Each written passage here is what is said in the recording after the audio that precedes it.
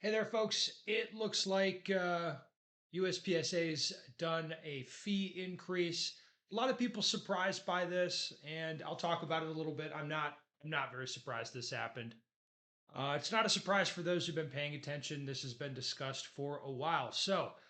Uh, Long and short of it is, for an annual membership for USPSA, that's now $65 a year, 3 year membership, $195. If you're doing some math in your head, no, that there's not a discount in there. And the other prices have gone up kind of commensurately with that. The life membership used to be 500, now it's $1,000. Like I said, not a surprise. A little background on this: USPSA lost a fair amount of money last year, both in operations and investment wise. Um, so raising more money is one of the things that's on the menu for them to do. And, I, and the other thing would be cutting expenses, and I'll talk a little bit more about that in a second.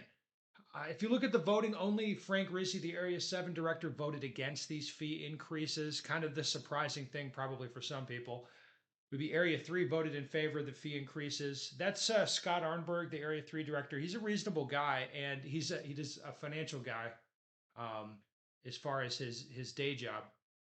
So he's looking at the USPSA's financial situation is like, yeah, they got to spend less money and they got to raise fees. The fee increase that he discussed with me was not as extreme as what ultimately got approved. I would suspect that Scott would want to reduce some expenses and raise fees up a little bit rather than the dramatic increase that they ended up doing. Okay, so uh, from a lot of Ted's goons, what I've seen online, Ted's the USPSA president. What I've seen online is like, hey, this is inflation. Price of everything is going up, so these prices are going up. This is normal, or this is what should be happening. Um, that's not really true. I mean, the fact is, I have a very similar business model to what USPSA's is. Practical Shooting Training Group is a very similar model. So it's a subscription uh, service, so people can subscribe to it, as well as there is occasional in-person events. Either classes or summit is an in-person event, and that's where you spend money. The in-person events cost you a little bit of money, and then the subscriptions over the course of the year make up for that. Now, what USPSA does is obviously on a much bigger scale than Training Group. They just have a lot more events and a lot more people subscribing to the service, buying memberships.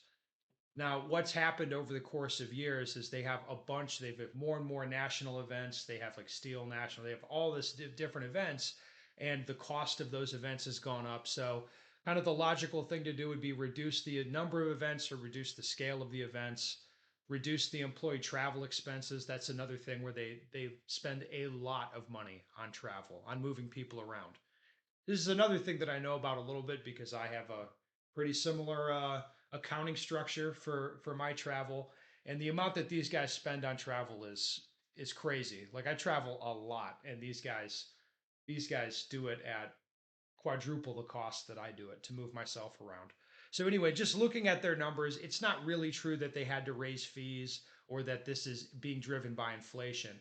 Um, no, in my view, it's being driven by kind of costs of all of these events getting away from them and costs of their employees and so on. So that it looks like mismanagement if you look at the numbers. It doesn't look like it's being driven by the cost of stuff going up. Most of USPSA's money is made just with like servers. This is all done digitally. Like you pay a classifier fee for a classifier.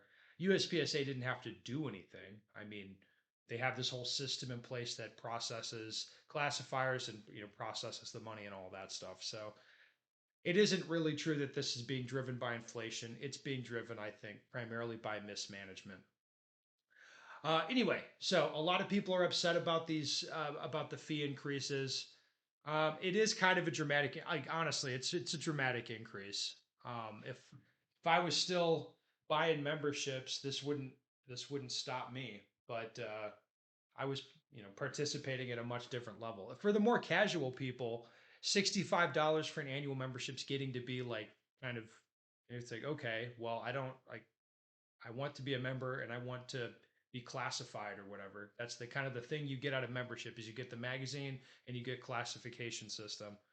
If you're not interested in those things, or you get to where the money's not, it's not worth it, then they're going to be bleeding members. Um, so what do I think is going to happen? I think revenue is going to go up. Probably 2 years down the line, we'll see the effect on membership. Probably memberships either going to be flat or go down a little bit. I think most people will probably just pony up and pay for the and pay the fee increase would be my guess. Anyway, yeah, that's what's going on. USPSA big fee increase. I'm curious what people think about it. You're going to be renewing your membership.